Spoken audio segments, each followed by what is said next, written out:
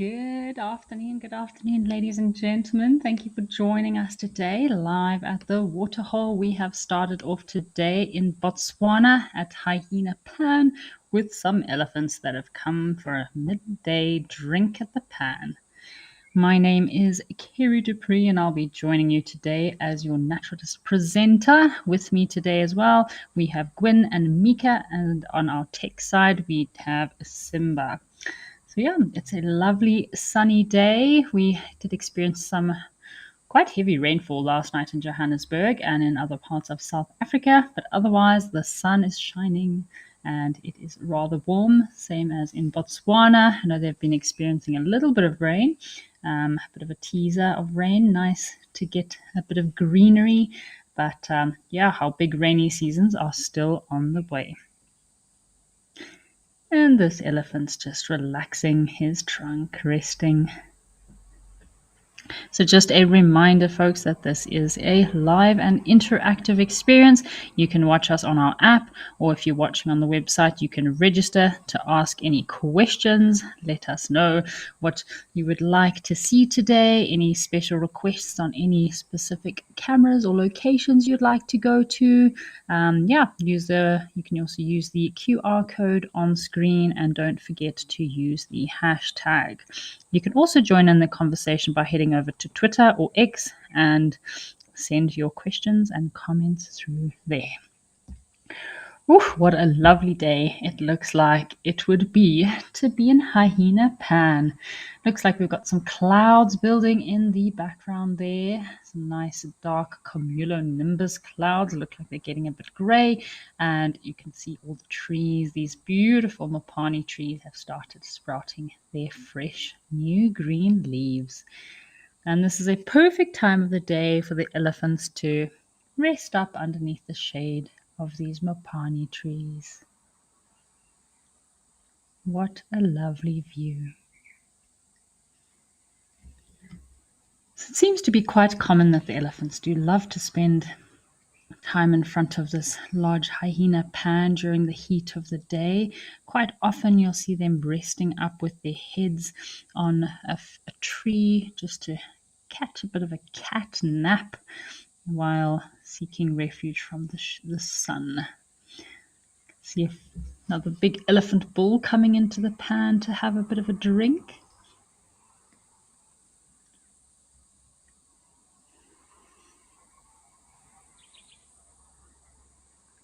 So thank you. We have some questions coming through already to all of our viewers joining. Thanks for sending your questions and keeping me well entertained and on my feet.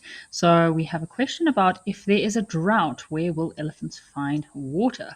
So often elephants will seek water or sources of water at these pans that might be located in front of lodges. Obviously, in the rainy season, there's lots of water, so an abundance of water everywhere, and that's why often wildlife sightings are not as busy in the rainy season as in the dry season, because during the dry season, when all these watering holes dry up, it definitely makes animals travel further, longer distances in order to be able to access water. So in a lot of private reserves in Africa, you do have these watering holes that will be pumped throughout the year.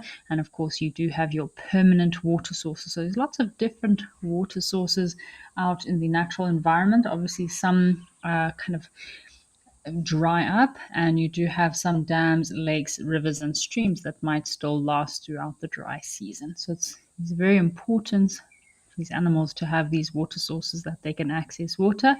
Definitely during these dry months, it has been quite difficult for the elephants, so they do have to move quite far distances to, one, find water, and two, to go and find food as well. Another question coming through about, do elephants sleep standing up or lying down? So generally, elephants will sleep standing up.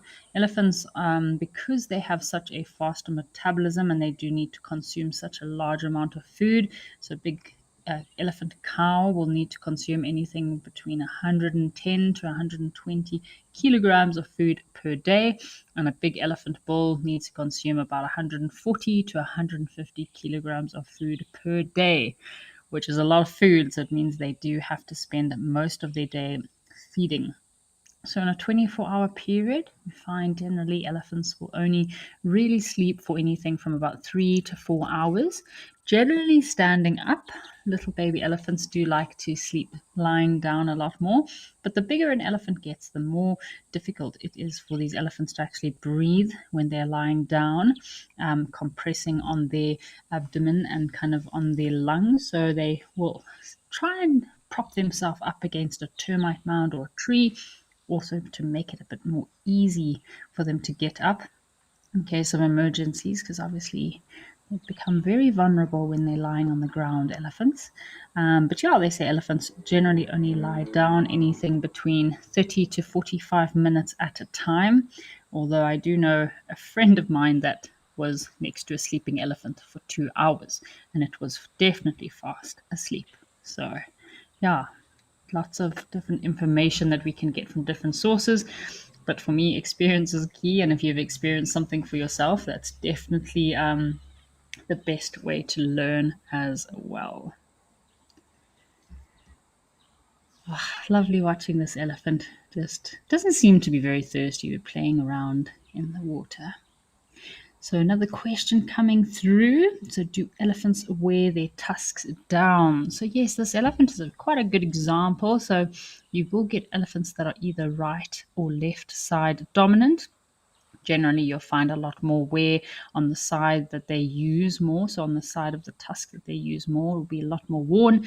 Sometimes you even see grooves and notches in the ends of their tusks that might indicate that they've used their tusks for actually pulling and ripping vegetation. And even in fighting, they can break their tusks down as well. Oh, this elephant here, shame. His poor trunk must be so heavy to carry that trunk around with you all day. So he seems to just be resting his trunk up a little bit on his tusk there.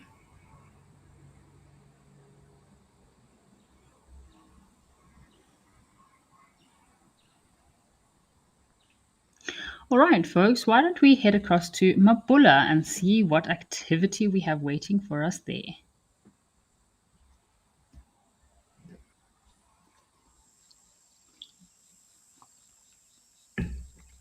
So we have some warthogs wallowing here at Ganupan. We are over in Mabula in the Waterberg of South Africa.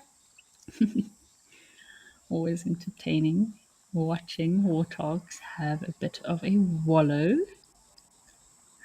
So, Mercedes Bean, thank you for joining us today. Greetings, greetings. I hope you are having a lovely Monday so far.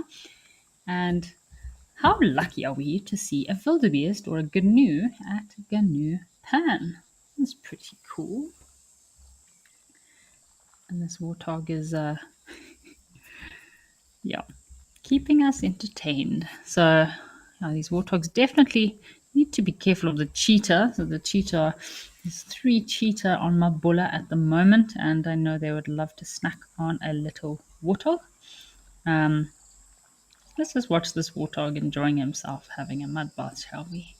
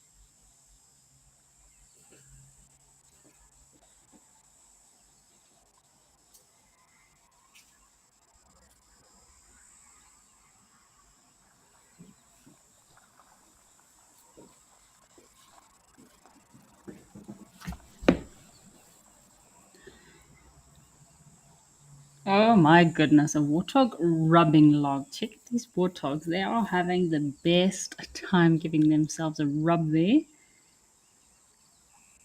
And this looks like a perfect warthog rubbing spot.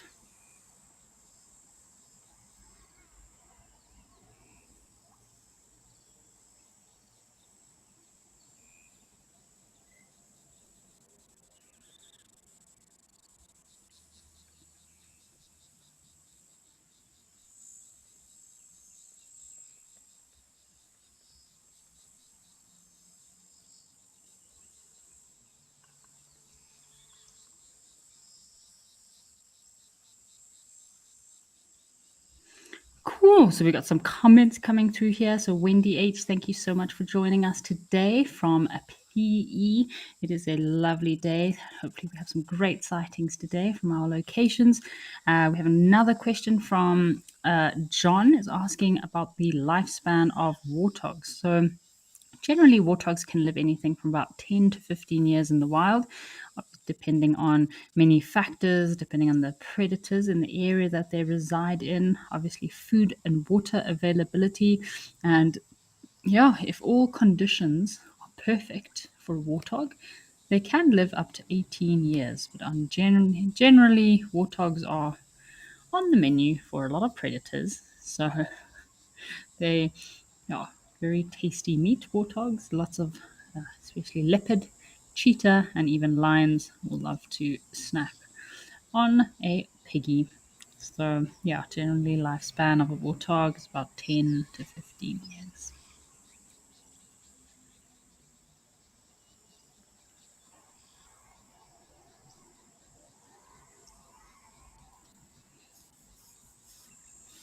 Catherine, lovely to have you with us today again. It is nice to see Mabula. So it's looking pretty dry, although maybe they've had a little bit of rain. And yeah, I must say, I am also really looking forward to Mabula being back on the live drives. I will be back at Mabula end of December, which I'm counting down the days. Can't wait to see what else Mabula has to offer. Incredible sightings that I had there at Mabula on my last stint. Bush pigs, cheetah kills, wild dog kills. Oh, it was crazy. It was really, really a great location to have as a part of the live drives. Just having a bit of a scan around, folks, seeing what else is out there, any tracks. So this watering hole, yeah, shucks, they have had quite a bit of rain at Mabula. When I was last there a couple of months ago, this pan was almost completely dry. So shucks, they really have had quite a bit of rain. Everything's starting to change color quite nicely. There's lots of ostriches that used to come down to drink at this pan, and if I'm not mistaken, there also used to be quite a few sable that we used to see coming down.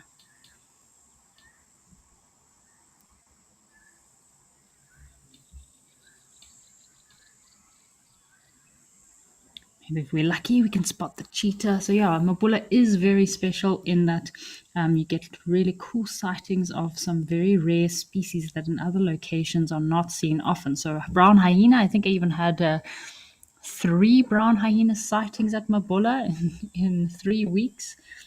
Ah, shucks. I think 3 or 4 cheetah kills, cheetah sightings every other day. Of course, the wild dog, I think we had 2 wild dog kills. Oh my goodness, it was crazy. I didn't see the aardwolf, so that's still on my list for Mabula, see the aardwolf. But I believe I saw some photos where Amy the other day saw an aardwolf with tiny little pups, which was so cute. So 3 little aardwolf pups, which I will definitely be checking out that den site to see if they are still around. Lots of aardwolf burrows and aardwolf holes in this area. It's a very good indicator species to have all these small kind of crepuscular mammals. It means it has a very healthy kind of ecosystem, enough food to go around for all the animals. Mabula, Mabula.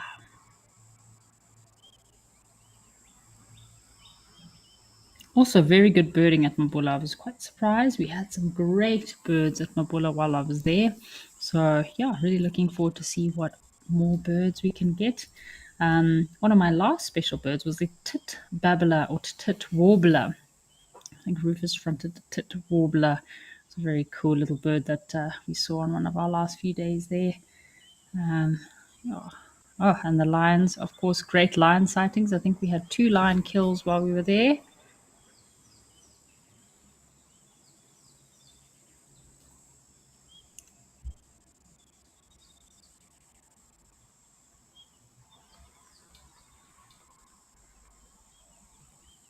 Just having a scan, folks, just seeing if we can see anything else. Blacksmith lapwing, Also down by the water, you can see the beautiful, some of the ridges in the distance there. So I think that's what's also really special about Mabula is they have quite a diversity of habitats and ecosystems. So, I mean, there's open flays that seem like they're part of the Masai Mara in Kenya or Tanzania. And then you have these mountain rocky outcrop areas. And then you have these very thick bushy scrub lands as well. So we've got quite a diversity of different habitats, which of course harbor many different mammal species.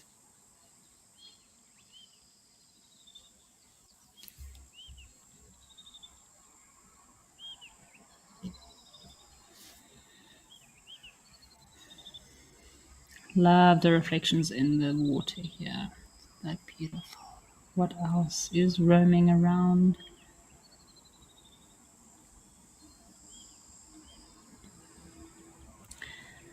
I hope that everyone is having a lovely Monday so far. I am sitting here with my cup of coffee, just had a ginger rusk, and really glad to be able to watch live at the Woodhole today. Just get a bit of wildlife into your day, see some nature, have some tranquility, and of course, enjoy the different views and different sceneries at our different locations.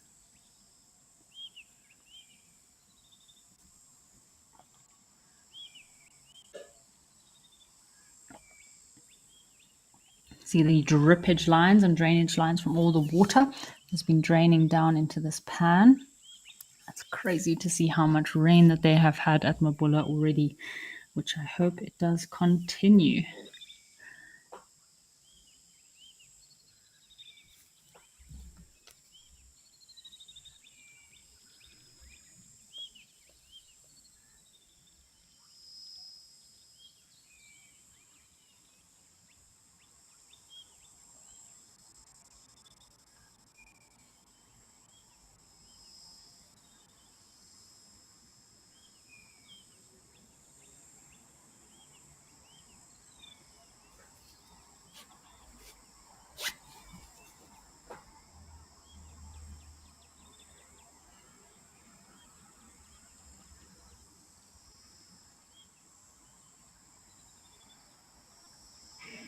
All right, folks, let's head over to one of our other locations at Quamaria, Mariana, and see what else is happening. That's one of our other locations.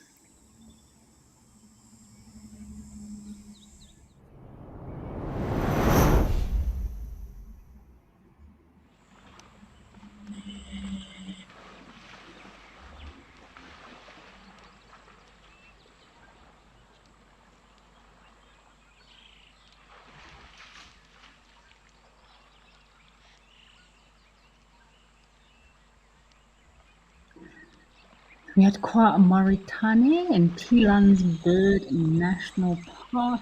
We've got some elephants having a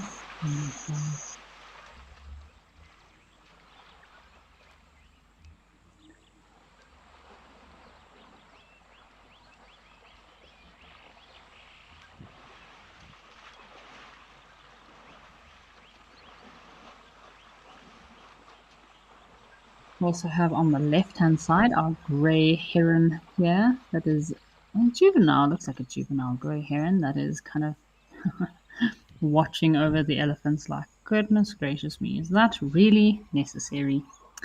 We also have some zebra that look like they're coming, would like to come down to drink from the watering hole, but I'm not too sure if they're going to come and drink after these elephants have made the watering hole rather dirty.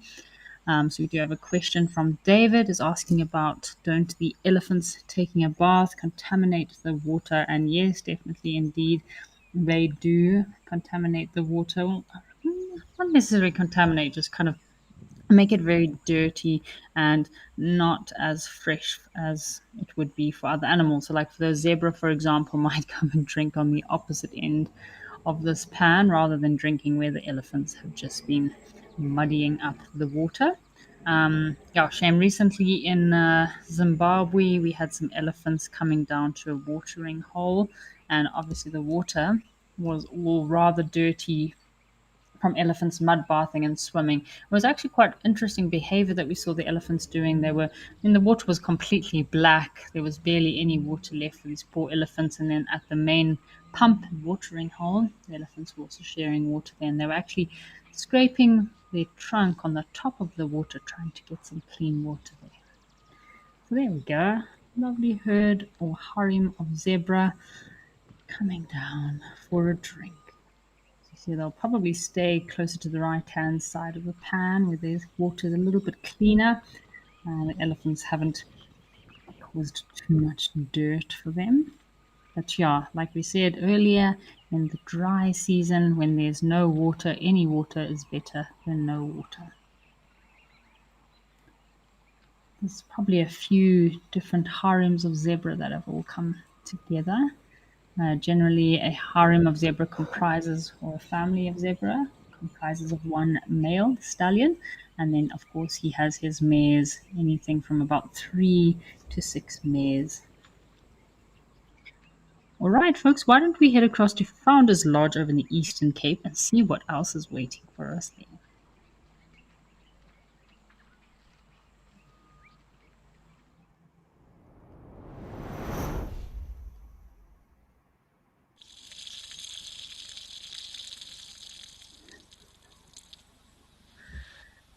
Oh, goodness gracious me. We caught this poor rhino in quite the opportune moment as he was using the bathroom. Welcome to Manta's Founders Lodge in the Eastern Cape, everybody. We have a white rhino we just caught in the act of taking a bathroom break. Or as we say on Wild Earth, a princess break. Hopefully this rhino is going to come down for a bit of a drink.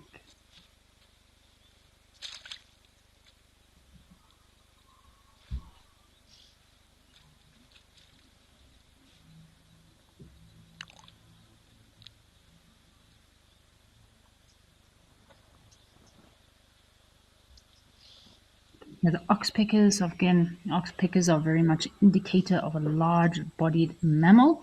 If you're ever out on a safari, always listen out for those oxpeckers. They can indicate to you that there is a big mammal close by. So this is the white rhino, and generally coming in at a weight at about 1,400 to 2,000 kilograms a female, which this looks like a young female or sub-adult female.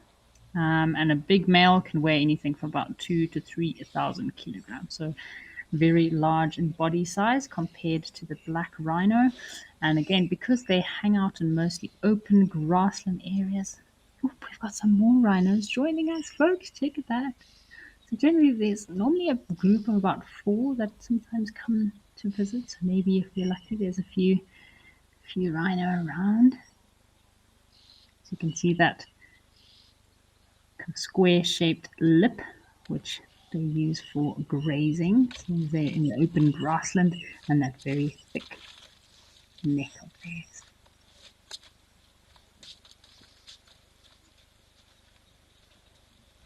Yeah, so it could be a little crush. A few females and their youngsters.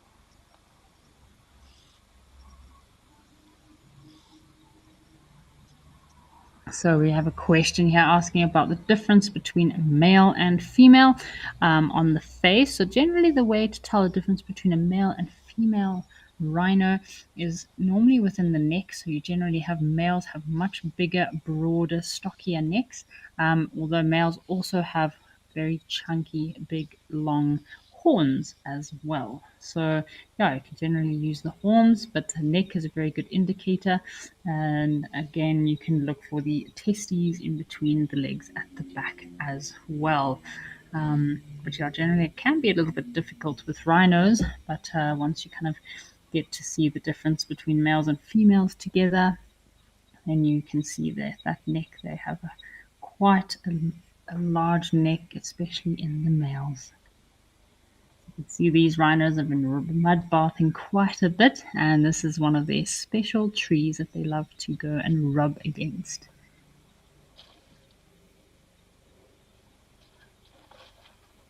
Good afternoon, Spasi and Carv. Thank you for joining us today. And yes, it has been a great start to the show today. We have started a Taina Pan with some elephants, and then over to Mabula, where we had some wallowing warthogs, some wallowing elephants, and now we have our rhinos over in the Eastern Cape.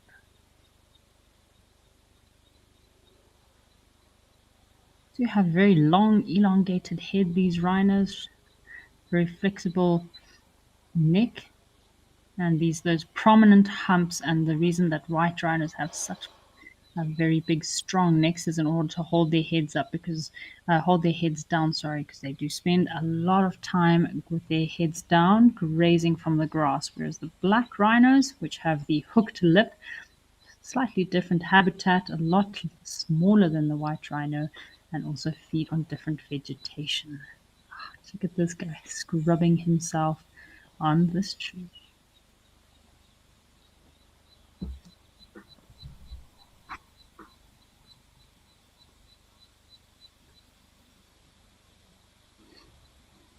And we have a little blacksmith lapwing that's wondering why he's not the center of attention for the day. He's posing very nicely for us over there.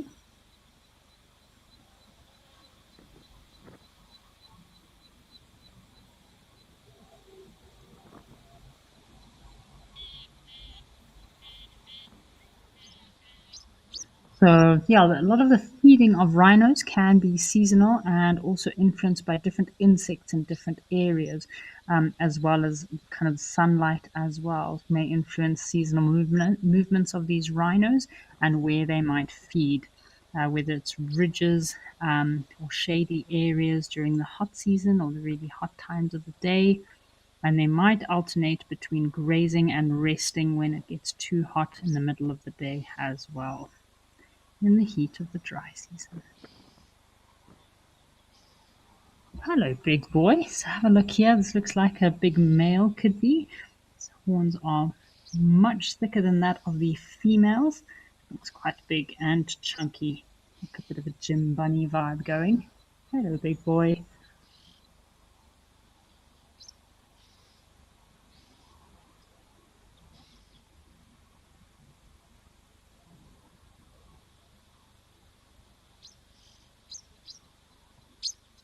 Got a little Cape wagtail also here. So it's quite cool. These little wagtails, every now and then you will notice they follow the rhinos and might be picking up on some insects disturbed by the rhinos around the pan. Oh, and he also has some oxpeckers just on his left side there, giving him a bit of a groom.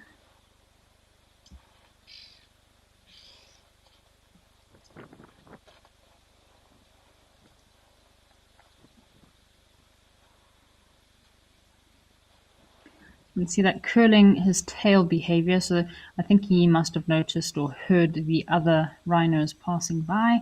As with rhinos, when they curl those tails of theirs, it can either be a sign of stress or either a sign of aggression when they curl up those little tails. And then generally when they're running away from something, they will also lift up their tails too. And a kind of quite a cute behavior in rhinos that I do love is when a female rhino is running away, a white rhino, generally the babies will be in the front, and a black rhino, the babies will generally be behind the mother. And this is because with white rhinos, obviously they live in open grassland areas and they want to be able to see their baby wherever they move. Whereas with the black rhinos occur in very thick vegetation, and the baby would never be able to get through all of that thick vegetation. So the mother will run in front in black rhinos and the little baby will follow behind. while the mother clears a path for the little one.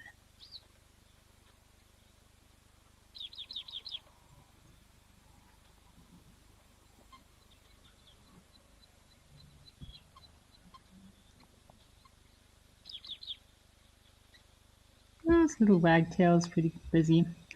So the Cape Wagtail. So I had a recent bird lifer this last weekend of a mountain wagtail, which I must say I was pretty excited about. Yeah, they do occur in more forested, thick areas, and they actually nest inside waterfalls and fountain, like waterfalls and springs and streams.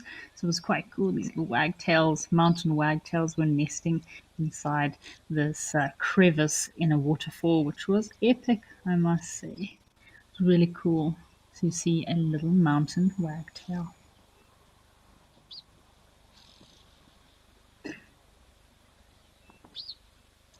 So I'm going to find this mountain wagtail call for you folks. Um, It was so lovely to sit and listen to these wagtails calling, and it's quite a little bit of a different sound to that of your common wag, or the Cape wagtail, or the pied wagtail that we know.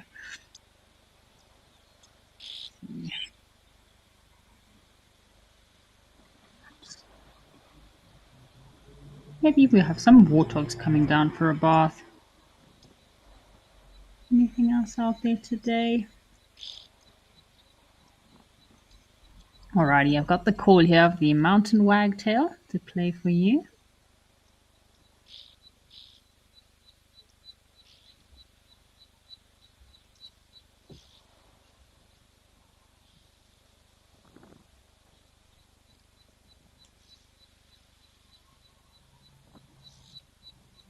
Sorry, I seem to be having trouble with this audio. It's not playing here for you. But anyways, it is a lovely bird as well.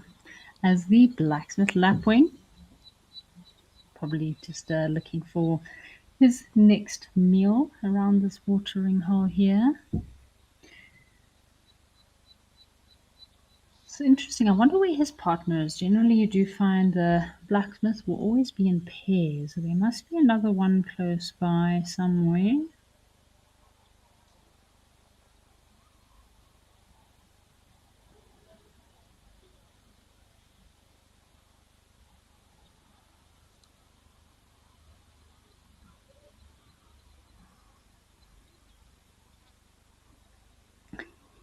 Looking very impressed with himself, this little blacksmith. They are. It is a common breeding resident, and is strongly associated with wetlands, as well as flooded grassland areas or adjacent grassland habitat.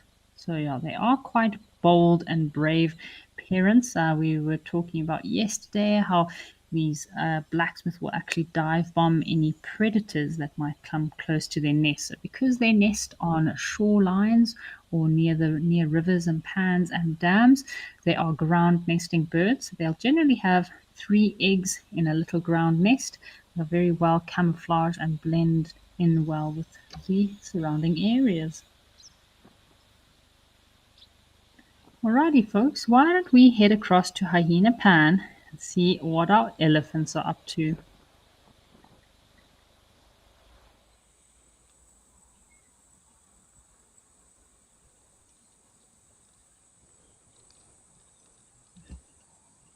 So it looks like we've still got our elephants resting up in the shade of these mopani trees. I wish I could smell that fresh smell of new mopani leaves. That's a lovely smell at the beginning of the rainy season. So have a look here, folks. We have our elephant, this elephant bull that looks like he's resting up with his head on a tree to help him balance. He looks very comfortable, doesn't he?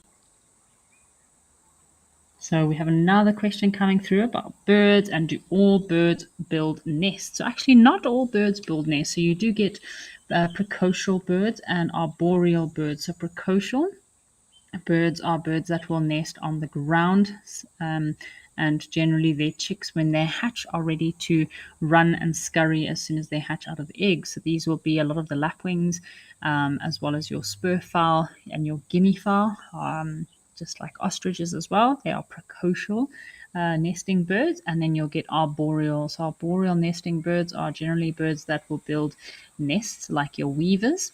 So the precocial birds don't often construct a nest. It might just be a small divot in the ground with a little bit of grass, but it's not much effort put in there. Whereas you have your arboreal bird species that, shucks, they do really go out of their way to make sure that they compile a beautiful nest in order to attract the females. So, like your widow birds, your weavers, yeah, sharks, you do get quite a lot of. Also, obviously, your bigger birds of prey like hummercocks, or your martial eagles. They do construct big nests in trees as well.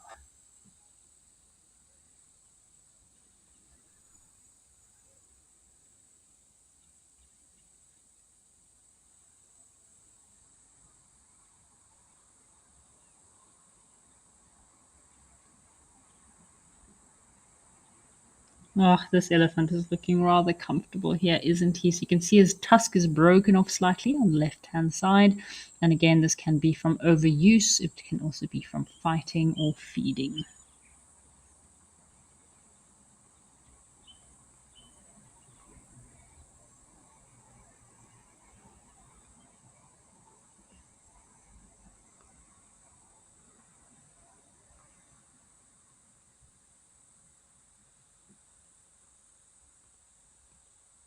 Just listening to the sounds of these cicadas also calling. So the Christmas beetles stridulating their wings together at a very fast pace in order to make that high-pitched sound. Uh-oh.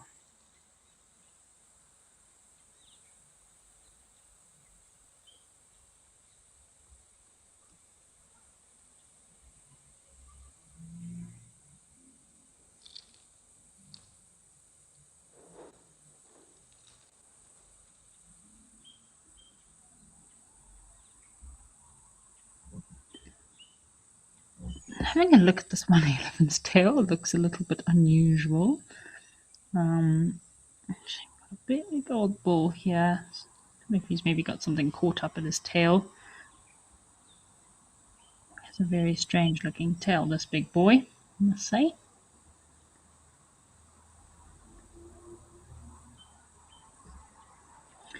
So if you're just joining us on the show now, you can see these elephants are busy leaning on some of these trees. We've got some big elephant bulls that yeah, will often come and actually sleep in this Mopani forest. So they'll rest their kind of foreheads up against the trees and just rest for a little bit. So yeah, baby elephants.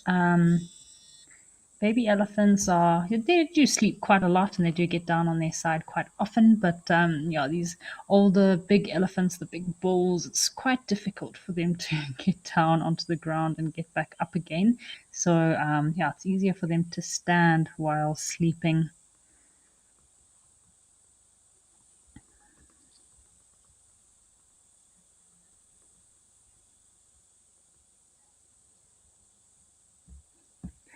And this is a nice shady spot as well for these elephants to rest because it looks like it's quite a hot day out there. I think it's building up for some rain sometime soon. It looked like there were some looming dark clouds.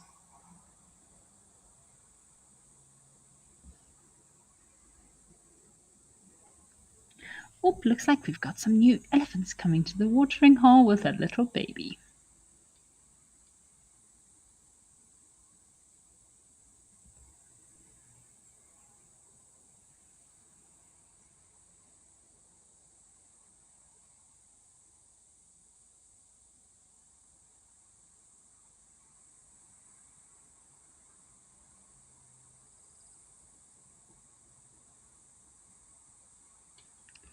Ah, it looks so lovely and green at Hyena Pan at the moment, I must say. And it is so nice to see some little baby elephants coming through.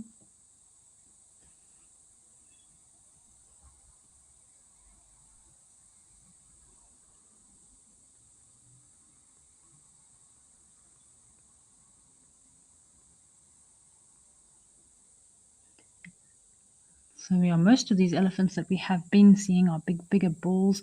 But yeah, it's nice to see some youngsters coming in, also coming to seek some shade and cool off in the heat of the day.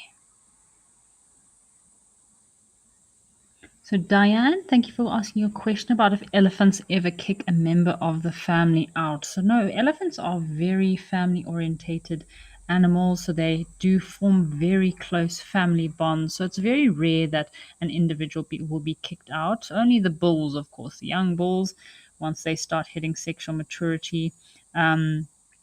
At probably about the age of 9 to 10, maybe 11 years of age, they'll probably be kind of kicked out of the family group. Yeah, and that's when they'll probably have to start roaming around by themselves or join up with a bachelor group. But yeah, generally the females and cows will all stay together. But it's quite cool. Elephants are known to adopt other individuals. So if a baby does have a yeah, is orphaned, there are chances that it could actually get adopted by another mother. But of course, she will always favor her own youngster. So often these orphans might not make it because they will take second place when it comes to feeding. So yeah, the chance of them surviving are high, but at least they won't be by themselves. But family groups are very important in elephants, and of course, these family bonds that they form. Oh, check out this big bull, he's still sleeping there.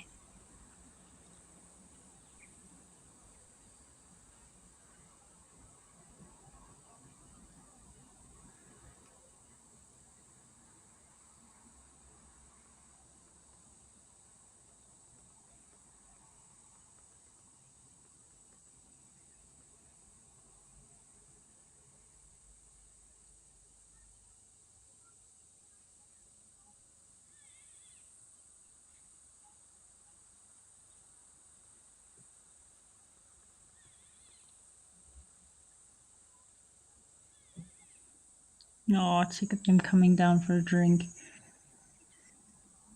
See, a lot of these bulls here have chipped tusks or tusks that are a little bit damaged. Yeah, again, it could be because of food stress. Having to feed on a lot of harder food, which is making them break their tusks. Oh, check out these cute little things.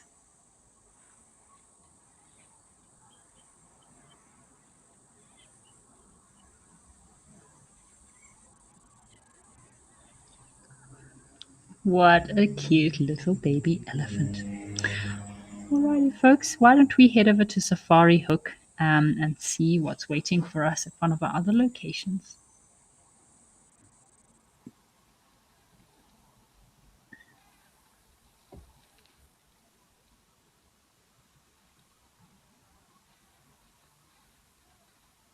So we've got some springbok here at Safari Hook in Namibia. It's been quite a diverse, busy day at our locations today, I must say. Shucks, there's definitely a lot happening out there today.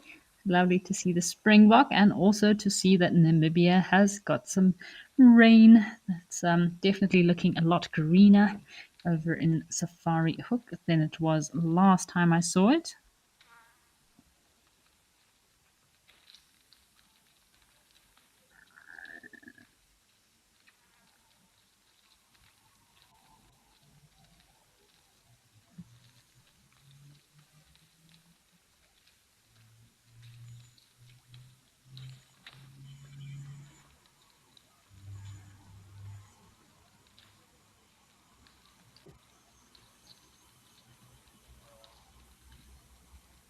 Oh, and we have our Abdom stork, folks. Is that a black stork or Abdom stork?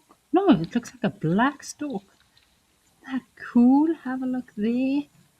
We did see a stork here last time, but I think it was definitely a black stork.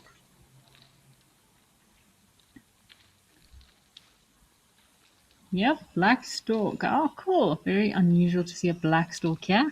We also have our oryx that looks like he's busy licking away at a mineral lick there.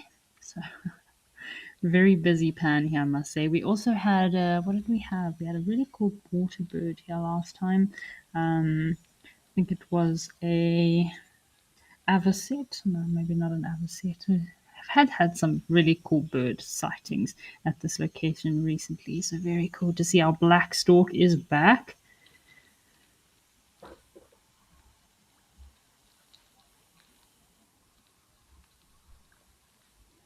So these are uncommon residents of black stork, and it is very similar to the Abden stork. It differs in a large. It's a lot larger in size, and of course has the red bill and red long legs. So yeah, very cool to see a black stork. So they do generally occur singly or in pairs, but groups sometimes gather to roost in trees at night, and they do frequent cliffs and gorges during the breeding season.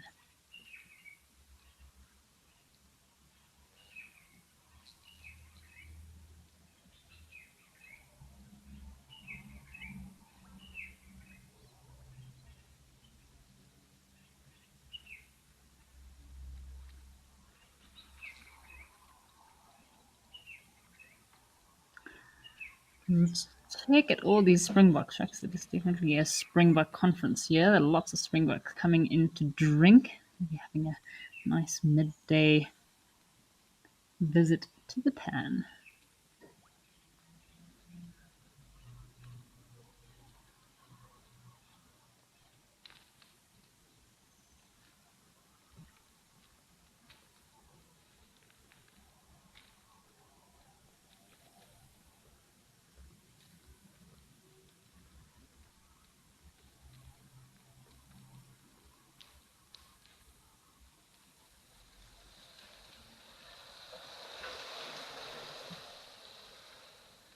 Up, we also have a blacksmith. So there are two blacksmiths hanging around on this little island here. So pretty cool to see the blacksmith lapwings also grooming himself.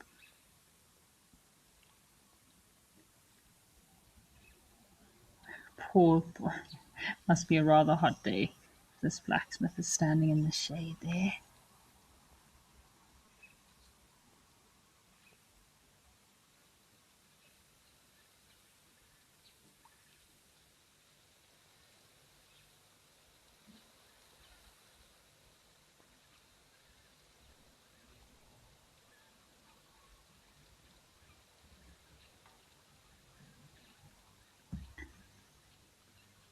What other birds do we have? It's very popular. There's lots of namakwa doves that often will come down to drink at this watering hole. So I'm surprised we haven't seen any namakwa doves today. Um, yeah, and of course, all the swallows and bee eaters are starting to come through to southern Africa. So always keep a listen out for any swallows or bee eaters of any sort. And these springbok are enjoying the nice green, lush grass that is sprouting up after the rains.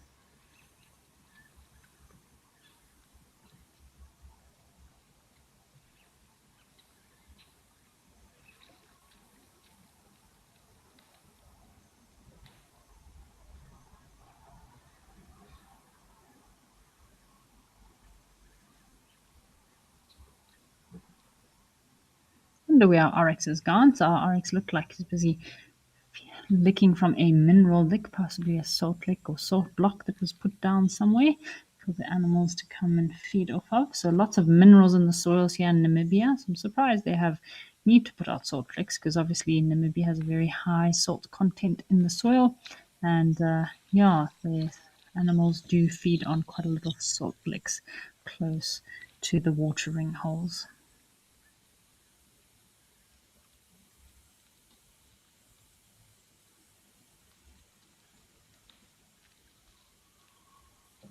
Shucks, check at all these springbok. Where on earth have they all come from? They can form quite big herd springbok.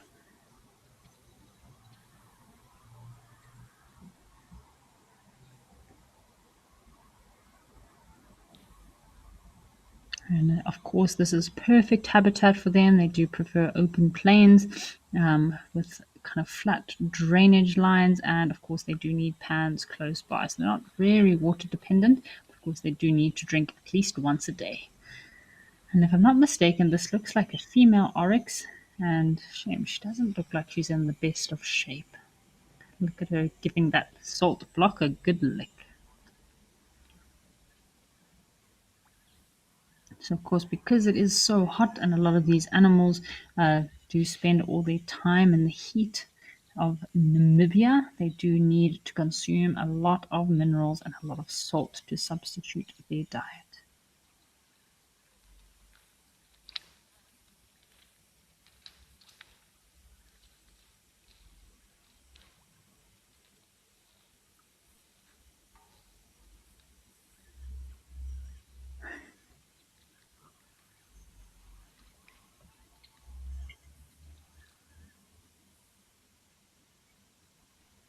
So I've recently learned that there's actually a little dormouse called the um, oryx dormouse or gemsbok dormouse. So it's a very cute little dormouse species, very fluffy tail, and it actually has very similar markings to that of the oryx.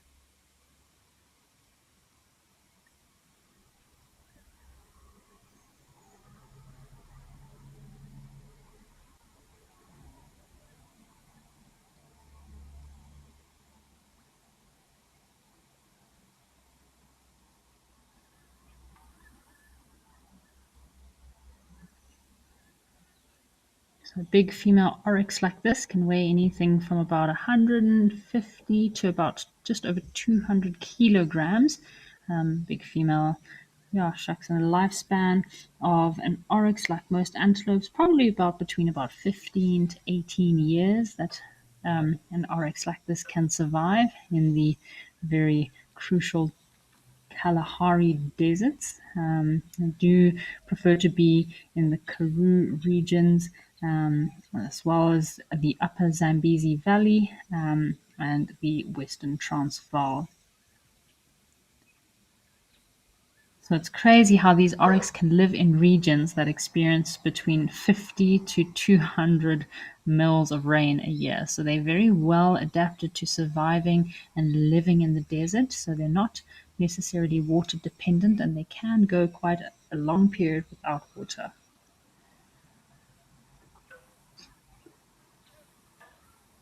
Alrighty, so why don't we go and see what else is happening at one of our other locations and check out at Inguma.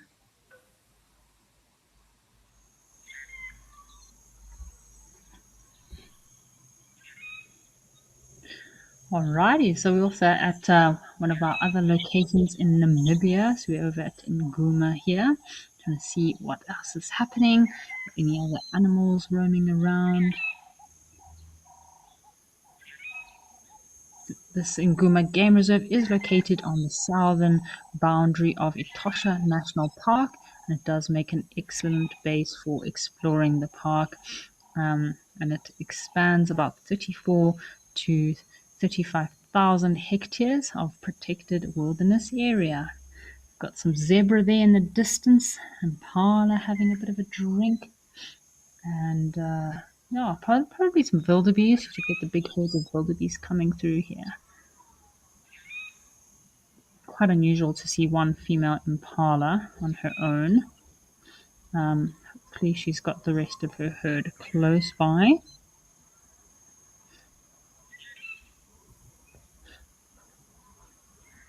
Sounds like we've got a starling calling close to the camera as well.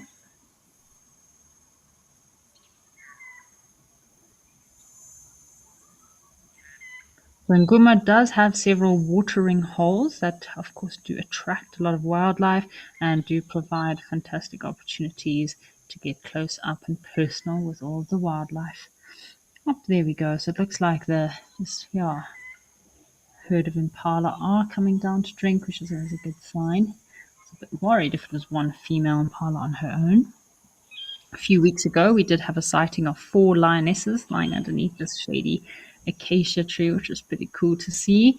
My first lions on one of the Namibia cameras. And of course, you can see these salt pans in the distance there.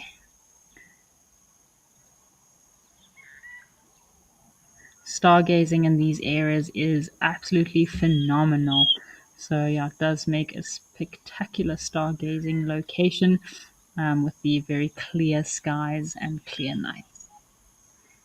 And we have some zebra coming down to the watering hole, looking a little bit tired.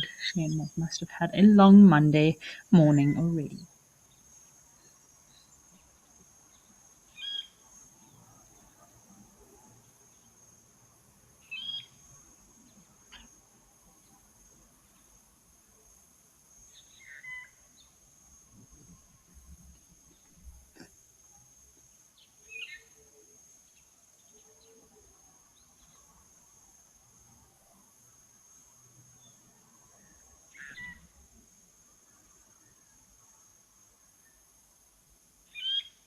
So the zebra that we do get in Namibia are still the plains zebra, and it is a subspecies of the Birchall's zebra. And it is the zebra which are found in Etosha National Park as well as the Caprivi Strip and other savanna regions within Africa. So yeah, the zebra are very distinctive of their black broad stripes that fade into a shallow stripe, generally shadow stripe, generally on their rump or back area, and extends down their back of their legs. So slightly different to that of the mountain zebra, and of course the mountain zebra have very limited distribution. So the zebra are often seen, obviously, in herds, as we mentioned earlier, anything between about three. Mares to five, or occasionally I've seen six mares with one stallion.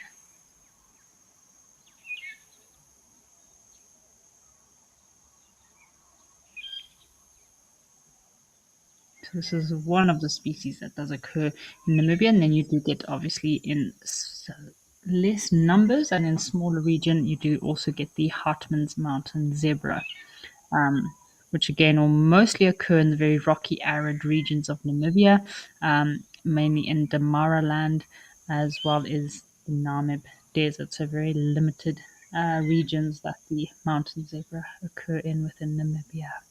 And the difference is the stripes are generally a lot narrower.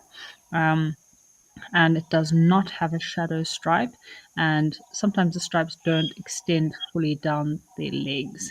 So I'm not mistaken, these could actually be mountain zebra here. Yeah, because they do not have any stripes underneath on the under parts of their legs. So it could actually be mountain zebra. Shucks, how cool! So these mountain zebra obviously are very much adapted to living in very arid regions, and they do occur in much smaller groups than that of the um, plains zebra.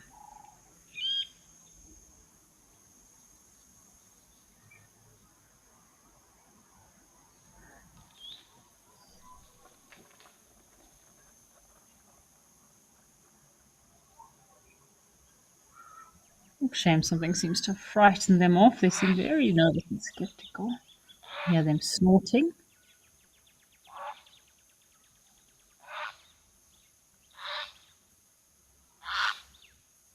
Oh,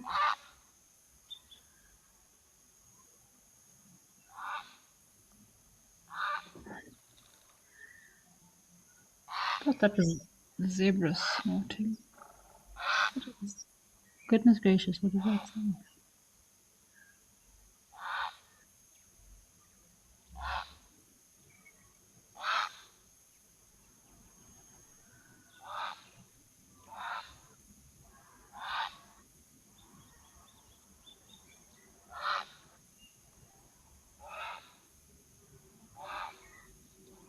Just having a listen, folks.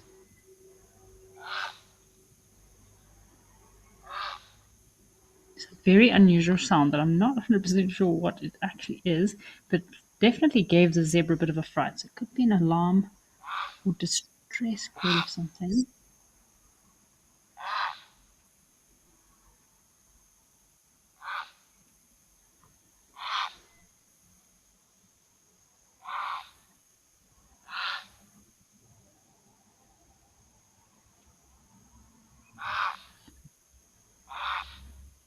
It's definitely alerted the zebra. They are not comfortable.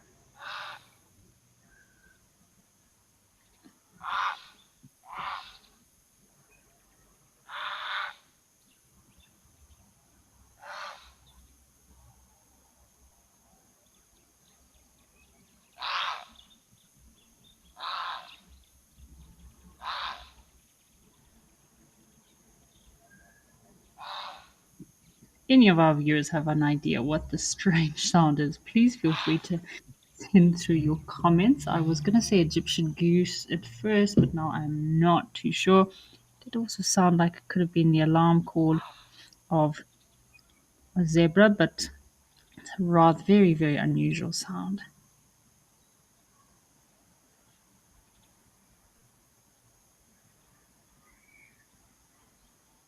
Zebra are not happy with that.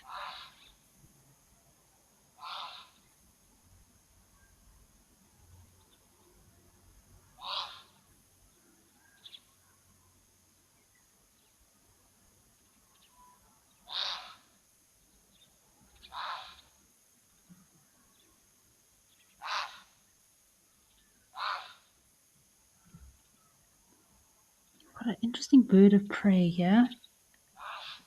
Just landed in the tree. Let's have a look, see what we have got here.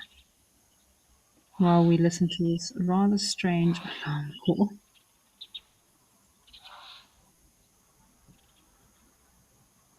Not sure if it's a black eagle. It's definitely got black underbelly, underparts. I think it's too small for a martial eagle. What do we have here? Could be a black-chested snake eagle. I think it's probably about the right size. Yeah, there we go. Black-chested snake eagle there.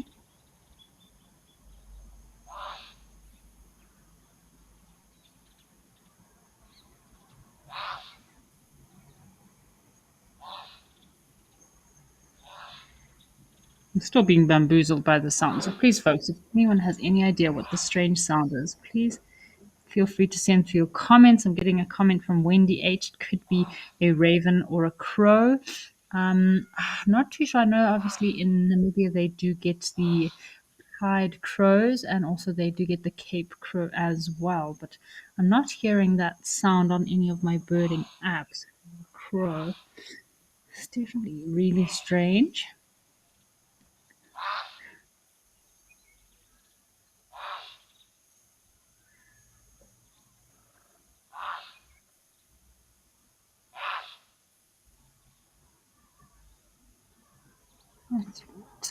It could also sound like a very sick Egyptian goose.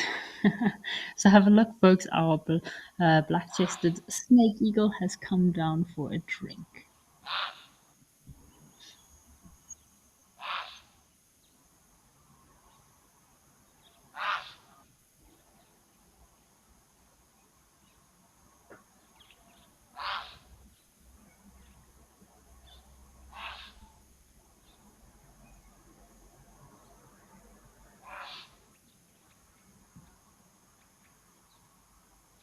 See those? I hope you see those very sharp and yellow eyes of the black-chested snake eagle. Also, give away that it is a snake eagles. Those furry leg of theirs, very feathery legs. Let's have a look. See.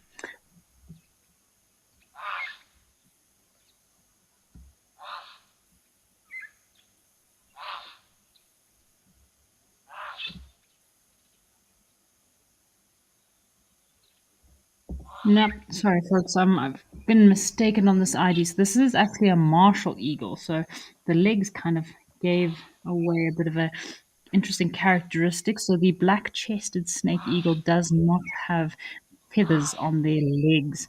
So and this is a kind of defense mechanism, so they cannot be when hunting snakes, they don't have difficulties with snakes grabbing onto their feathers. It's actually a martial eagle because he's completely covered with fur on feathers on his legs, which is very, very cool. Lovely to see this martial eagle coming down for a drink. So they do often hunt and can be quite a problem to villagers, these martial eagles, because they will take chickens and from time to time even small goats. So I know in the villages and rural areas, people don't really like big birds of prey like the martial eagle or crowned eagle because they're very specialized hunters and can take down quite large birds of prey.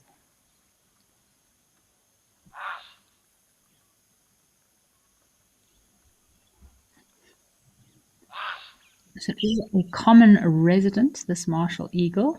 And of course, I love the martial eagle because it's quite easily identified by its pajama pants. So it looks like he's wearing pajama bottoms, white pajama bottoms with polka dot spots all over. So, and of course, you do have those very prominent yellow eyes. Sound is kind of bothering me. I'm not too sure what it is. So we did have a question earlier from David about if zebra do have good eyesight or not. So contrary to belief, zebra do actually have a very good eyesight and even good night vision. So zebras can actually see very well at night, which allows them to stay vigilant against predators during the night, as well as obviously I'm sure if you have a horse back at home, you know that horses and zebras do need to feed and eat all the time. So zebras won't all sleep at the same time. You'll have a few standing and eating while the others rest, and then they'll kind of rotate. So every kind of 4 hours, 3 to 4 hours, zebra as well as horses kind of have the same behavior that they do need to constantly be eating all the time to keep that gut flora of theirs moving. So, yeah, zebras do have great eyesight. They do have binocular vision, meaning both of their eyes can actually stay focused together at the same time in front of them. So, yeah, they have great eyesight, great vision, and they need to have this good vision in order not to become a lion's lunch.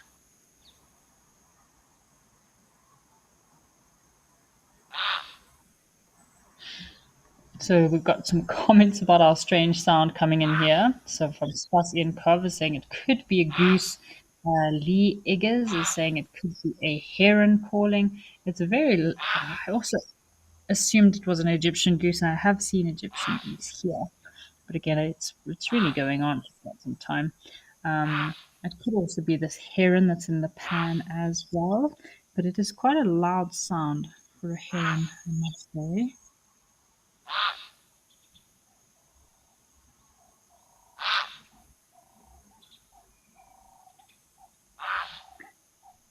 I'm going to play the sound of an Egyptian goose for you, and you can compare the two.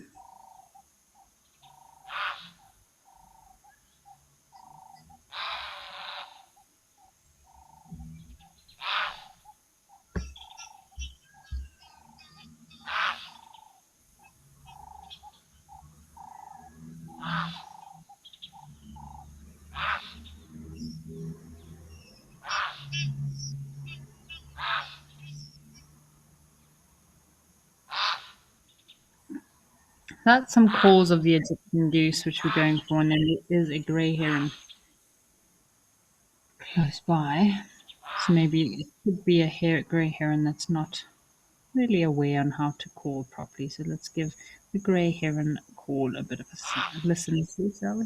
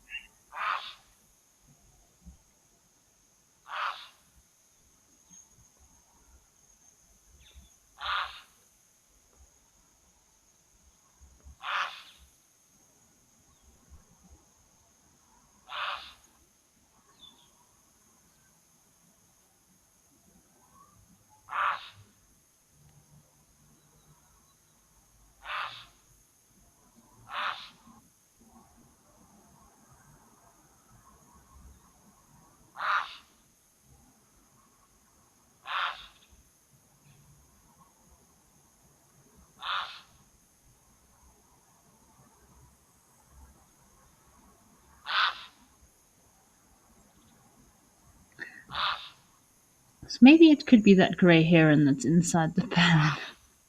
So maybe zoom into the heron and see if we can see if he's moving or making any sort of sound. It's definitely not an antelope, I don't think, unless it's a wildebeest with a broken voice box.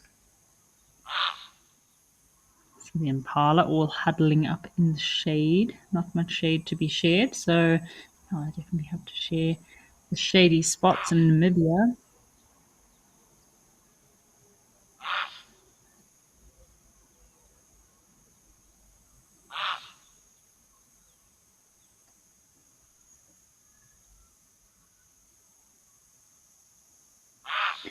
Lap, black lapwings, blacksmith lapwings down there as well. Good to see our lapwings at all of our locations.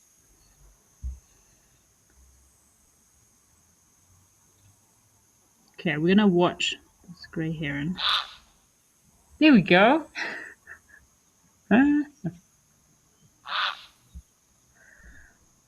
We have our culprit. It is indeed the grey heron that is making this awful sound. And it's definitely not a sound that I've heard on any apps or at any pans before. You definitely had us fooled.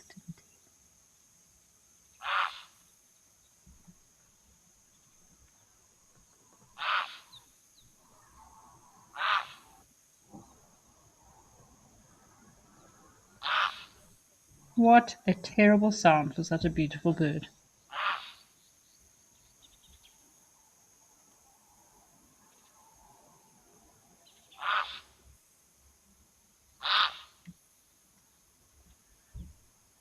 Could be a location call of some sort, seeing as he has been going on for quite some time. But I don't think there's too many other pans close by.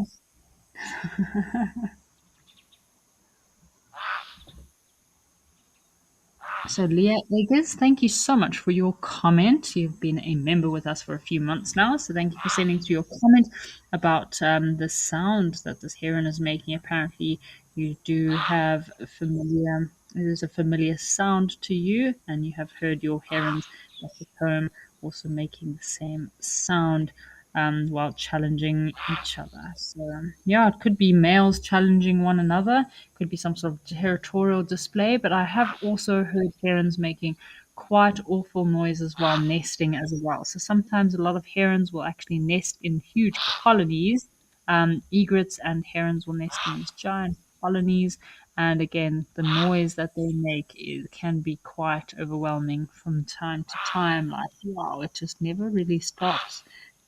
So maybe the breeding season is getting close, and this poor lonely heron is looking for a mate.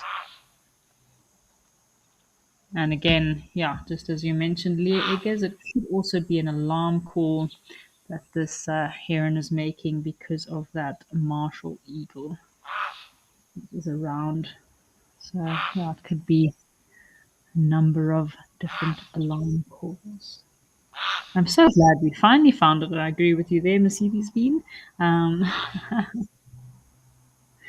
it was bothering me quite a lot. What on earth is this terrible noise?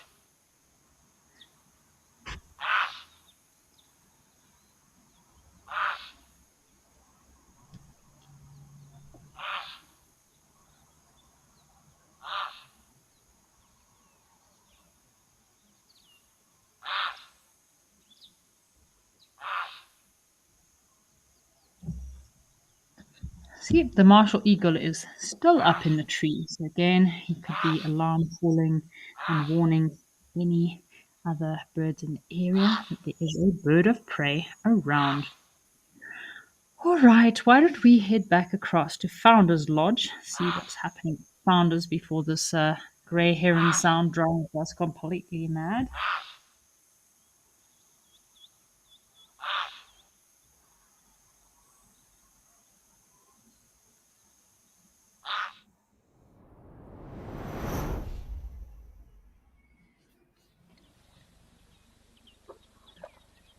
Oh, and just as I was hoping earlier that we might have some warthogs coming for a mud bath, we've got a little family of warthogs that are around and have joined us this afternoon for a bit of a warthog spa day.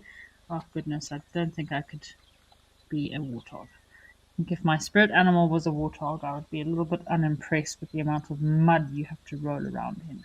Because, yeah, warthogs seem to like to have a mud bath on a daily basis.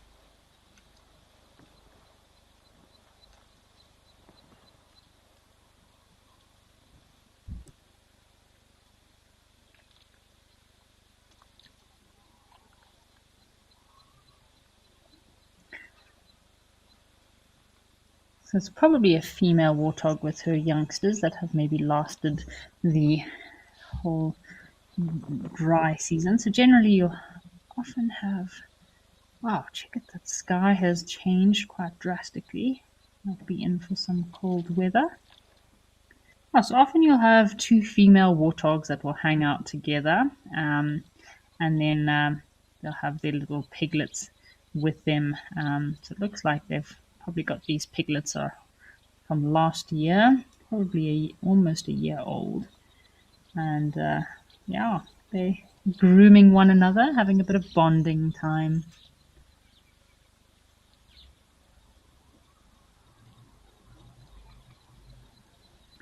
Kim Faustino, thank you for your comment. Yes, great to see some Pumbas around. I must say, I do love those little whisker-looking um, hairs that they have on the side of their faces. They're these little warthogs.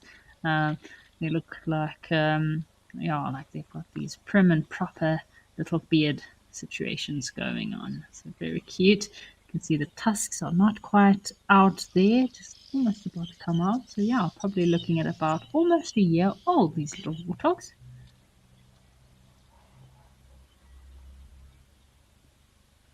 So there's quite an interesting fact about warthogs is those tusks of theirs are actually elongated canine teeth that do continuously grow throughout their lifespan.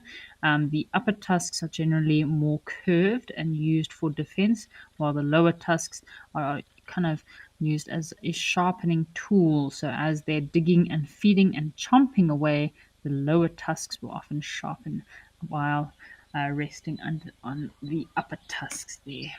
They can run quite fast, these warthogs. They can sprint around about 40 kilometers an hour, 40 to 45 kilometers an hour, or 30. Or little ones like these could probably run about 30 to 35 kilometers an hour, and they need to have this extreme explosive speed in order to escape the predators. Looks like we've also got a springbok hiding from us there, or two springbok.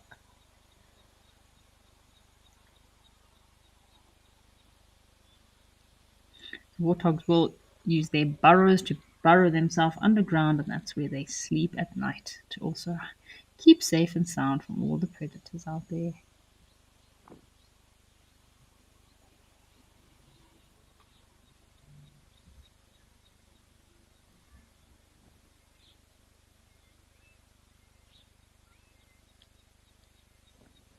I've still got our little blacksmith lapwing is around.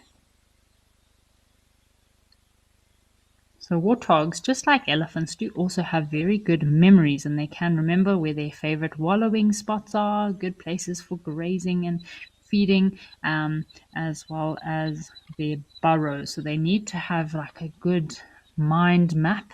I like to call it mind mapping. So a good orientation in order to remember where to return to their burrows. Generally, it'll be like their home range around where their burrows are that they sleep at night, and they need to make sure that they get back to their burrows before nightfall so that they are not at risk of being eaten by predators. And then generally they'll sleep in the burrows throughout the period of the night, waiting for morning to come. And I'm sure a lot of you have seen all the videos of predators like young leopards or lions waiting outside of a warthog burrow to capture some unexpected warthogs coming out to start their day. So yeah, it can be a very dangerous hunt for like a young leopard, because those warthogs, the big males, do have very long, sharp tusks. And last thing a predator wants is to get stabbed by a warthog.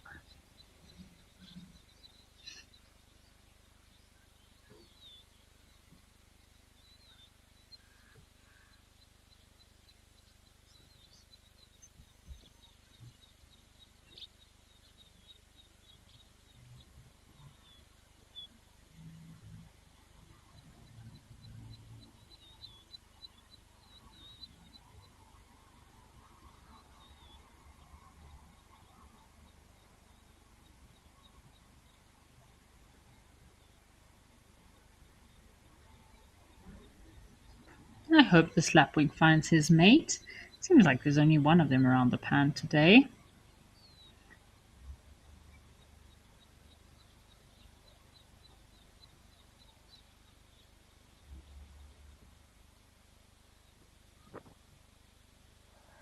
These blacksmiths will generally feed on insects, worms, invertebrates that do occur around these water sources or water areas, and that's where you'll see them feeding. And when you see them feeding, that's what they'll be looking for: any little insects, grubs, or larvae that might be around a water source. So obviously, very territorial, especially during the breeding season, where they can also form small flocks while nesting.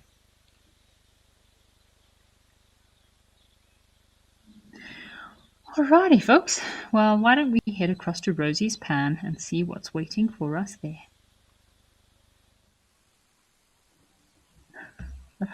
Oh, goodness. Hello, our happy hippo friend. Still with us in the pan here. It amazes me that this hippo is still around. And I think today is day 3 that we've had this hippo in Rosie's pan here. And he must be rather tired because I have not seen him moving very much. He's been lying here quite lifeless for the last 3 days. I can only imagine he's getting up to all kinds at night, moving great distances to go find some food to feed on. Look at those raspy looking whiskers on the front of his nose. So cool to see a hippo so close.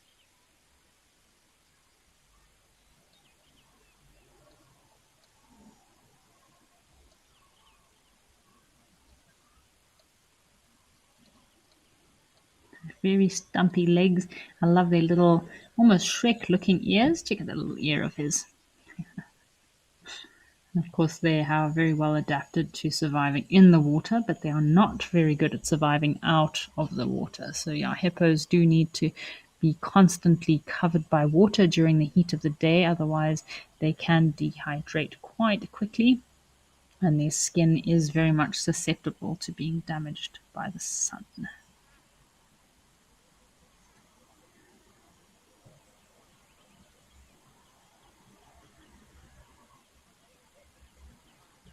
Look at those tiny little Shrek ears of his, and he's even got fluff on his ear. Oh my goodness, I don't think I've ever been this close to a hippo before. Isn't this cool?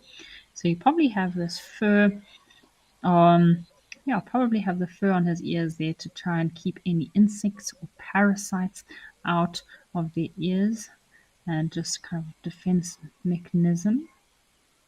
So we have some questions coming through here from Tom Ridley. He's asking, why do hippos have whiskers? So these are known as whiskers or a vibrissae, which they generally have on their snout there. Wow, this is a really good view. I must say I'm very tempted to go and clean up his beard here. It's looking a little bit messy. And these are generally around the snout area, and they are specialized hairs which do serve an important role in the aquatic environment and in their terrestrial life. So it does enhance their sensory precipitations. They do act to detect any objects or movement underneath the water. So sometimes the water that hippos occur in can be very dirty, very murky, and visibility is not good. And of course, hippos don't have great eyesight. So they use these small little sensory whiskers in order to touch and feel what's happening underneath the water. So it does help them for kind of understanding what's happening under the water with navigation and also interacting in the environment so they don't bump into things. So they're quite important little sensory tips. Just like an elephant has all these tiny little hairs on their trunks, it can also help them with sensing and also feeling, sense of touch, sense of feel. It's also important for their social interactions, and this is kind of what helps them adapt to being underwater. So if they can't see too well, hopefully those whiskers of theirs can help them feel any strange objects under the water. Also helps them to feel if they're close to any other hippos, so they don't aggravate or antagonize any other hippos that might be in the area. So yeah, hey, what a cool sighting is this, to witness this hippo so close up.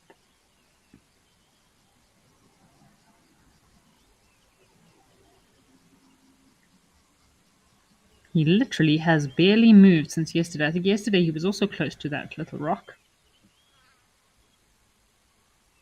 Just gonna have a scan around to see if we've got any more visitors to the pan today. Ritz, I agree with you there. This is definitely an amazing sighting. How cool. And we've got an awesome zoomy today here at Rosie's Pan that is getting us some really nice close up shots. We have another question asking, how can you tell how old a hippo is? So this is a hippo bull. So generally bulls are the ones that will hang out by themselves. And you can generally age a hippo depending on the body size, as well as how many scars they have. So some of the older bulls will generally be very scarred, lots of very big individuals, and of course lots of scarring and also long tusks. So this guy doesn't look like he has any tusks at all, but often what happens is the tusks can break off while fighting with one another, so that does happen from time to time. All right, so why don't we head back to Founders? I think we've got some more activity at Founders Lodge.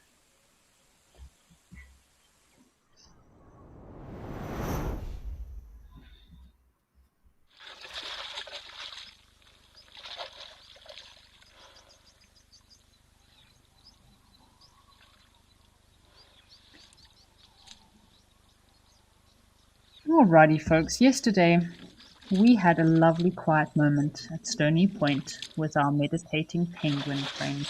So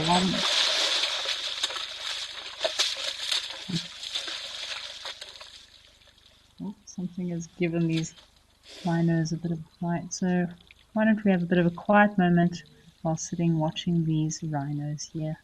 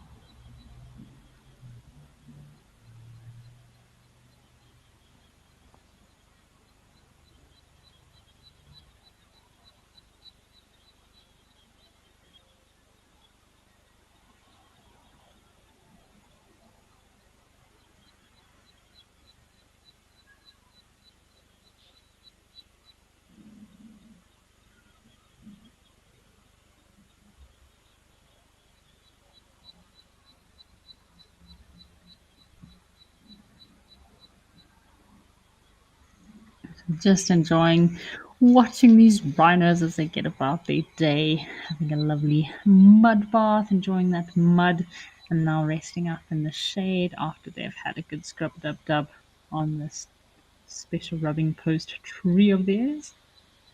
So Spicy Incov, thank you for asking about why rhinos will mud bath. So rhinos, warthogs, elephants, and buffalo do love to mud bath. So obviously they don't have much fur on their skin. They do have these tiny little sensory hairs, just as we were talking about with the hippo, but they don't have much fur. So mud bathing can be many different forms, or can be used for many different reasons in these kinds of animals. So one, it can be used as a bit of a protective layer for the skin from the sun. Two, it can be used to protect their skin from parasites or insects from getting biting flies. And three, after they've or also cooling mechanism, and then they also, after having a good old mud bath, when they go and scrub themselves on a tree, not only does it act as a bit of an exfoliation, so like as if they've had a lovely spa day, it also can help to remove ticks and parasites.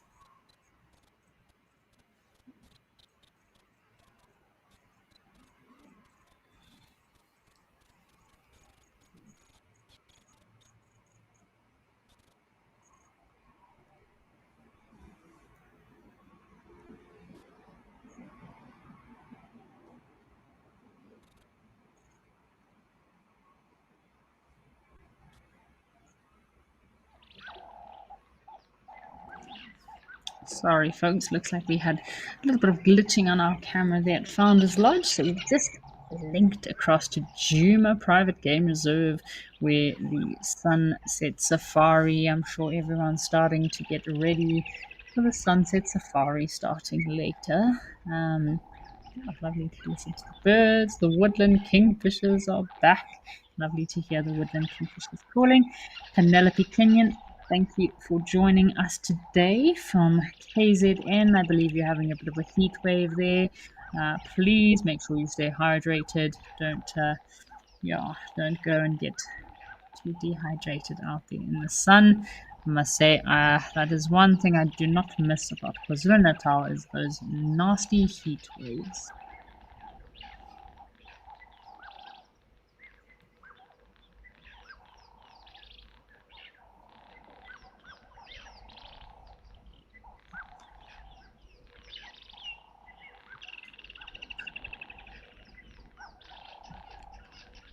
Let's see what else is out there. What birds are calling? So we've got the woodland kingfisher. We also got a ring-necked dove. What a lovely sound. Some cuckoos calling, and there's often a wood hoopoe calling here at Gowrie Dam.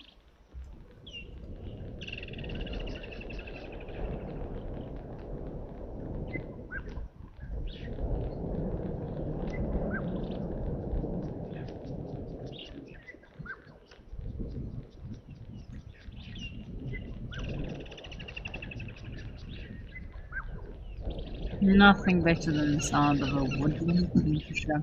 Also got some buffalo weavers.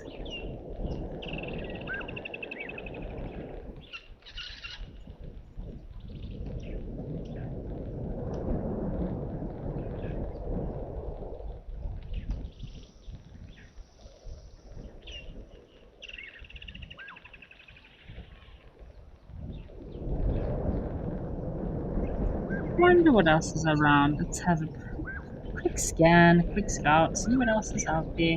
Looks like we've got some elephant dung there.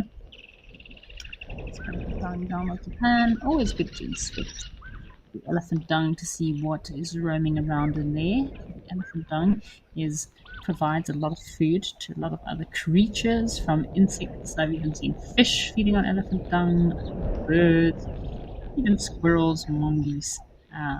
Yeah, it is like an all-you-can-eat buffet for the small animals of the animal kingdom.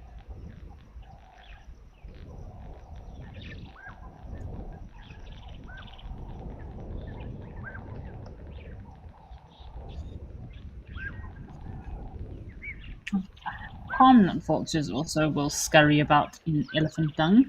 There's lots of leftover seeds and plant matter. So we were talking about dragonfly. Looks like we've got some dragonflies. We're talking about how elephants have such a poor digestive system, so they only actually digest about 35 to 40% of the food that they eat. So a lot of the food that they actually eat is passed out pretty undigested. So yeah, that definitely does leave a lot of food for other animals. I love it during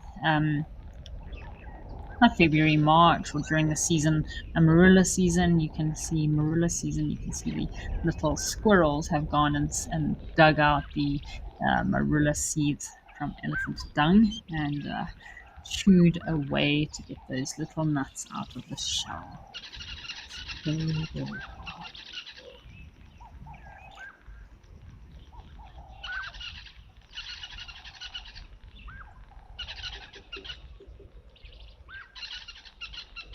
Try to listen out for that wood hoopoe, often calling. Any wood hoopoes. Nice to see the green grass has been sprouting after the rainfall that they've been receiving recently.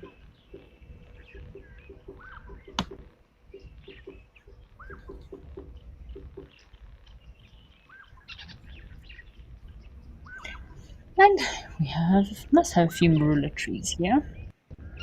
Juma was filled with marulas when I was there during my first stint in February, and yeah, I did make some marula beer from the marulas I collected on Juma. It was absolutely fabulous, very creamy and thick.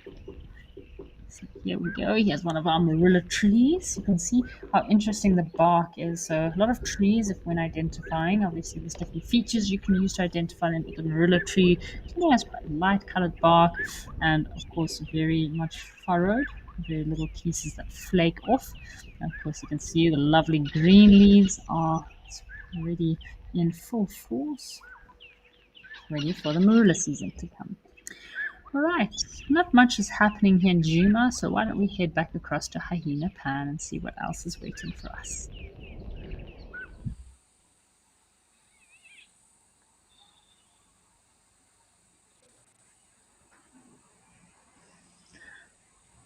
So this bull on the left-hand side, it's got a bit of like a skew tusk.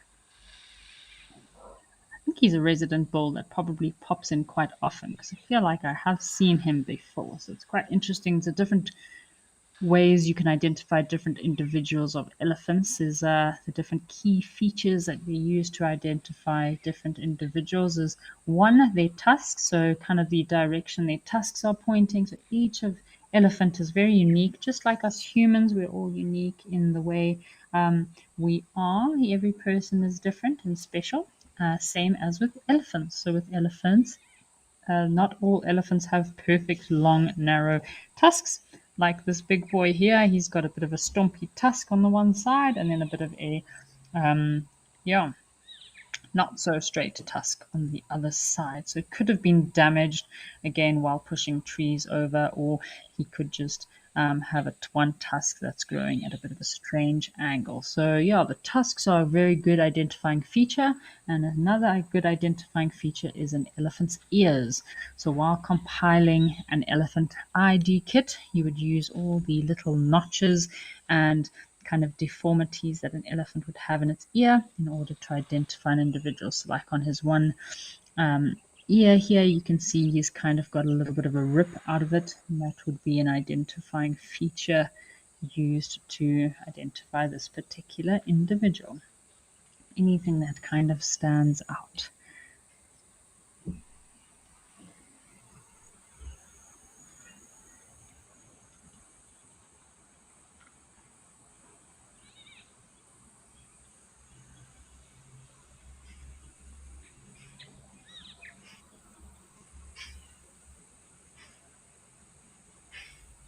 Well, see these bulls are coming to drink from the main source of water here, so they do prefer to drink fresh water, elephants.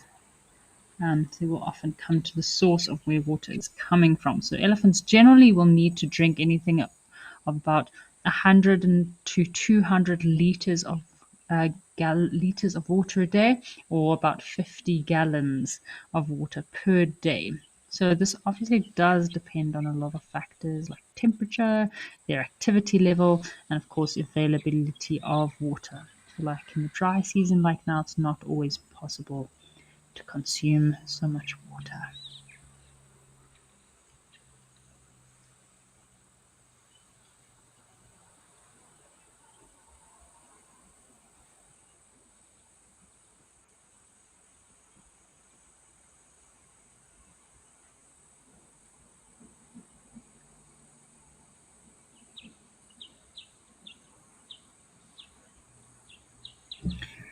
It's a good question. We've got a question about, do elephants feel much pain when they break off their tusks?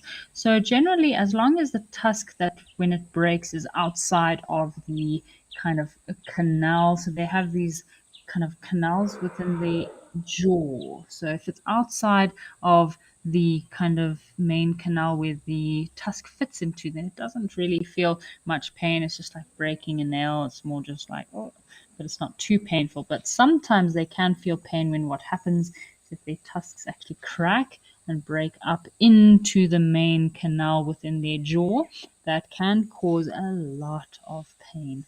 And in some cases, there is actually a boring insect that will bore up into the brain of an elephant through their cracked tusk, and it can cause excruciating pain and lots of kind of uh, unpredictable behavior in elephants. So I know there has been a few elephants in camps in southern Africa that have actually had to be put down because they've been having erratic, unexplainable behavior while not in musk. I mean, I know elephant bulls, especially young elephant bulls, can't handle that testosterone that is running through their veins. So they do struggle with it when they're younger. But if you have a bull, older bull that's not in musk, or a cow that's not in musk, and they're acting very strange and unpredictable, and in a lot of these cases, it has been something like that, an injury that is possibly causing them a lot of pain that is not visible. So yeah, I do know one elephant that, yeah, destroyed quite a few vehicles and almost squashed my father under one of the vehicles, and again was acting rather strange, unpredictable, and unfortunately, this elephant did have to get put down. They did an autopsy on that elephant to find out that it had actually had this boring insect that had borne a hole all the way into its brain. So, yeah, very sad, very unfortunate, but these animals will become very dangerous and are in an excruciating amount of pain. So, probably best in the end that they don't injure themselves or anyone else in the process. So, yes, can cause quite a bit of pain, but generally, you find a lot of the times when you find broken or chipped off tusks, it'll just be the exterior or the outer part of the tusk that has chipped or broken. Lee Eggers, thank you so much for watching today. It has been quite a lovely show. We've had lots of activity today, actually, lots of happenings at all of our locations. It's been a very busy day, but it's always nice to take it easy with some elephants just chilling. And of course, lovely to see some baby elephants as well. So Mariana Van Herden, yes, so the little baby elephant without a tail. So that does also happen quite often. They can break off their tails, or sometimes if it's with a baby elephant, what might have happened is when they're young, they could have had an altercation with, for example, a hyena or some lions trying to catch the little baby one, and often their tails do get caught up in the crossfire and they might lose their tails. Actually, there are both of these little ones missing their tails. Let's have a look. But there's also another elephant here with a very strange looking lumpy tail. I don't know what's going on there. So yeah, that does often happen, and I've even seen young sub-adult elephants with their tails that have been, yeah, it's probably been attacked by hyenas and lions. And again, yeah, unfortunately, something that does happen in elephants is they do get peritonitis quite easily. So, for example, if that tail gets broken off by a predator and there's a little bit of an infection that can be caused, that can actually block their digestive tract, which is making it difficult for them to actually go to the bathroom and pass any dung. And then by then they can then form a secondary infection, and that's when they can actually succumb to peritonitis. So yeah, it's better. It looks like these little baby elephants' tails have healed quite well. I'm sure they will grow up to be big and strong, just like these other big elephant bulls. Yeah, shaman. Um, in this case, seeing as we are at Hyena Pan, I would probably pin it on the fact that there is a very high hyena population in this area, and yeah, this female's probably had a few encounters with a clan of hyenas that's maybe tried to attack these little ones. It is common in elephants.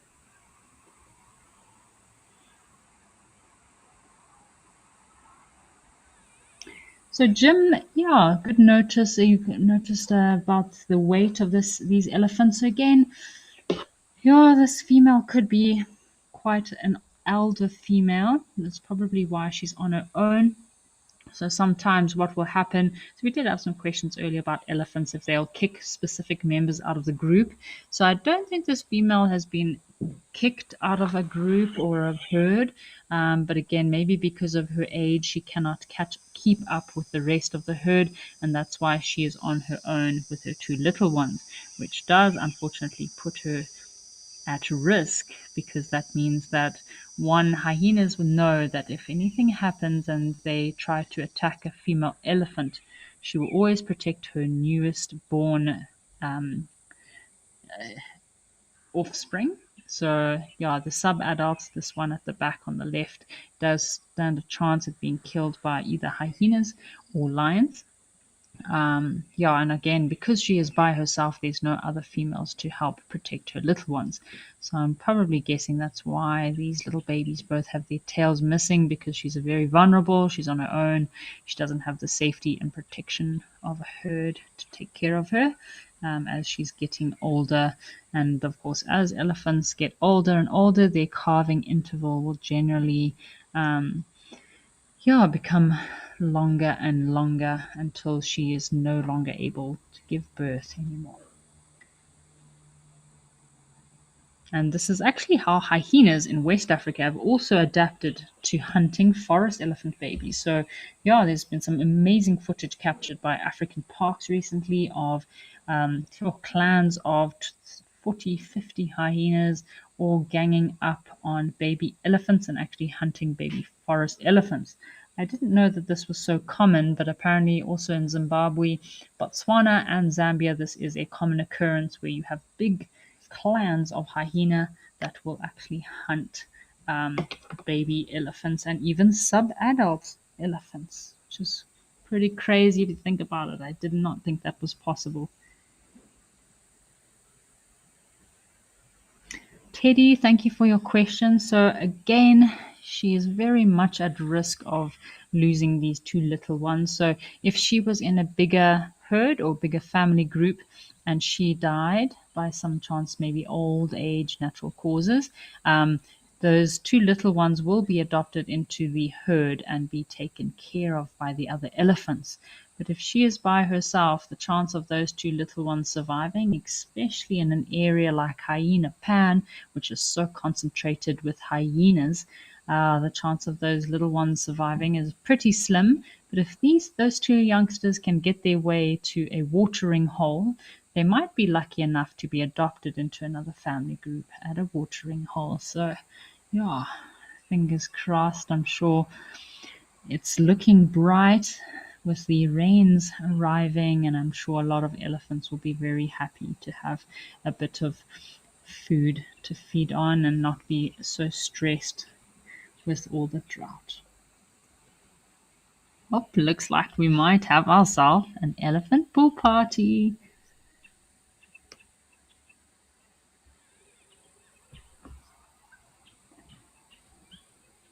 Bit of wind in the air, which is a very good sign, and those clouds building up. I wouldn't be surprised if there is some rainfall in Hyena Pan within the next couple of days, if not hours.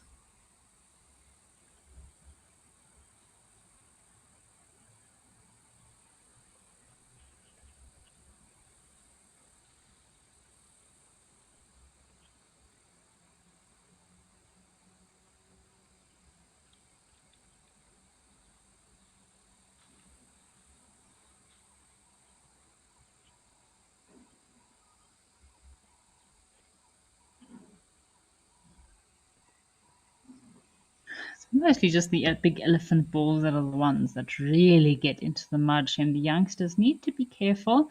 They normally just kind of swim and paddle on the side near their mothers. They do stand the risk of getting stuck in the mud, or if they stray too far from their mothers, I'm sure. I mean, not in Hyena Pan, but in other bigger water sources, there's a chance of them being chomped by a crocodile. Although it was quite cool the other day at Tower Lodge, we had a little baby elephant swimming very close to one of the crocodiles there, and he didn't seem too phased at all, the crocodile nor the baby elephant. So, again, I think the crocodile must have decided to be wise and not try to eat a baby elephant when his mother was so close by.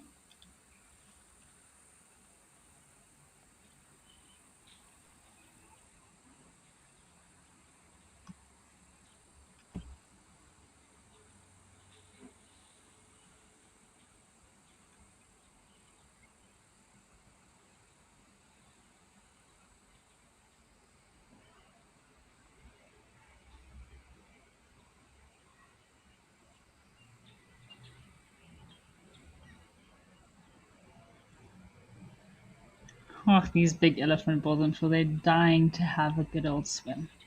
So it's quite interesting. These elephants are quite relaxed now, but yeah, if the weather does change and there's thunder and lightning does strike, all of a sudden you will see they do scatter quite quickly. Elephants do not like to be in open areas during a storm or during lightning.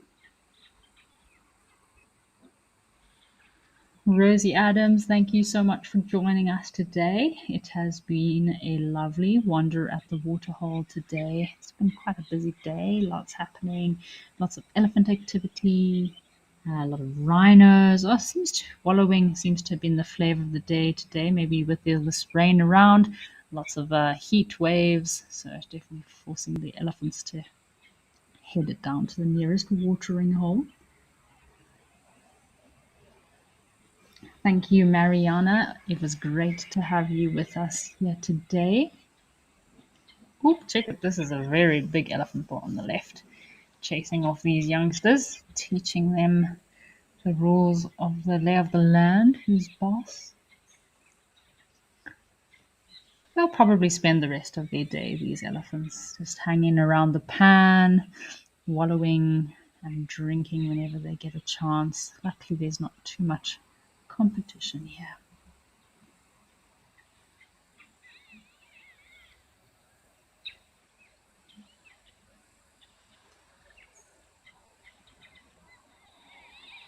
Isn't it such a privilege to be able to watch these incredible beasts in their natural environment, just having the best time?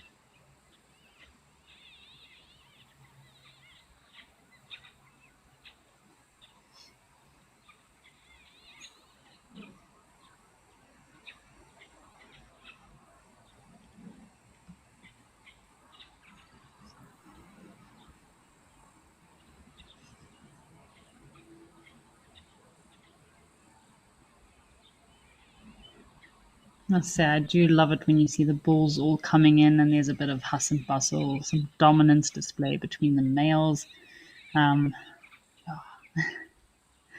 as they push each other out the way for water.